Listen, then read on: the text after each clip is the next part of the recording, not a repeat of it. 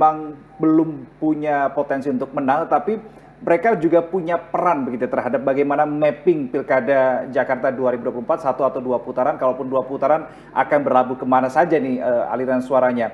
Tapi begini, Mbak Rustika, kalau melihat mencoba mengcapture bagaimana netizen melihat pasangan independen ini, kita jangan fokus ke Ridho dan Pramrano saja, Ya. harus ada yang juga mengcapture Darmakun ini ya, itu seperti apa? Ya, jadi sebenarnya Darmakun tuh tahu di mana posisinya dan bagaimana untuk bisa menjadi viral. Tadi kan seperti disampaikan gitu.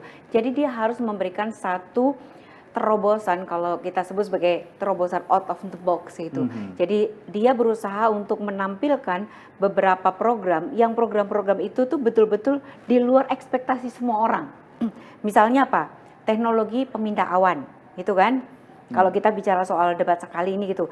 Kedua, bagaimana dia bisa bercerita terkait sama manipulasi iklim sama apa chemtrails, apa ya istilahnya seperti itu gitu ya. Terus kemudian juga dia bicara terkait sama situasi pandemi yang sudah ada panitianya. Oh, oke. Nah, ini kan hal-hal yang betul-betul bagaimana mereka bisa menarik atensi gitu, lepas dari pro ataupun kontra. Tapi setidaknya mereka sudah mencoba untuk memberikan sesuatu yang tidak biasa. Dan mereka selalu mengatakan mereka tuh independen, nggak punya uang gitu, semuanya harus dilakukan sendirian gitu. Dan ingin betul-betul 24 jam untuk melayani, mereka adalah pelayan rakyat. Itu adalah beberapa upaya-upaya yang dilakukan untuk mereka supaya mereka tuh mendapatkan atensi. Dan kita selalu lihat dari karakter. Jadi kalau di media sosial setiap kali habis debat itu pasti yang namanya Darmakun ada lompatan cukup dalam. Karena di dalam debat itu yang ditunggu pasti Darmakun akan menyampaikan hal-hal yang cukup di luar ekspektasi mereka gitu. Dan saya pikir apa yang dilakukan oleh Darmakun itu cukup berhasil karena buktinya dia bisa mendapatkan respon di lapangan pun juga cukup ya walaupun masih single digit gitu loh.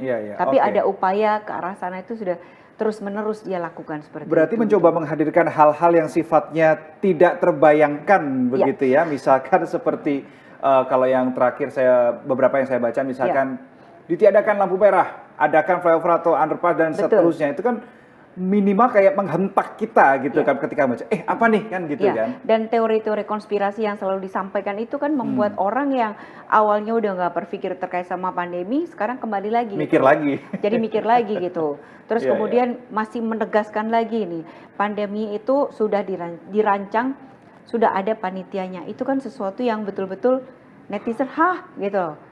Mau nggak mau dia kan terpaksa Google kan mencari informasi Google, ya seperti itu. Tapi tujuannya ketika hanya menghentak saja, tapi hentakan ini akan beririsan atau berdampak langsung terhadap elektabilitas Darmakun tidak sih sebetulnya? Kalau di media sosial dia akan berdampak karena otomatis ada atensi terhadap dia gitu. Dan kita juga melihat bahwa kita tuh suka atau kita memilih seseorang itu kan karena kita ada unsur suka atau tidak suka gitu. Udah nggak rasional lagi, pokoknya aku suka aja dengan gayanya, ya sangat bisa gitu. Dan itulah yang kemudian membuat situasi di netizen pun menjadi menggeliat gitu. Jadi misalnya contoh yang paling banyak dibicarakan itu misalnya terkait sama getok tular adab gitu kan. Jadi hal-hal yang apa itu gitu, orang selalu bertanya. Kemudian juga terkait sama lapangan kerja tanpa batas usia gitu. Jadi dia berusaha untuk mencari terobosan di sisi mana dia tuh bisa mendapatkan atensi netizen gitu.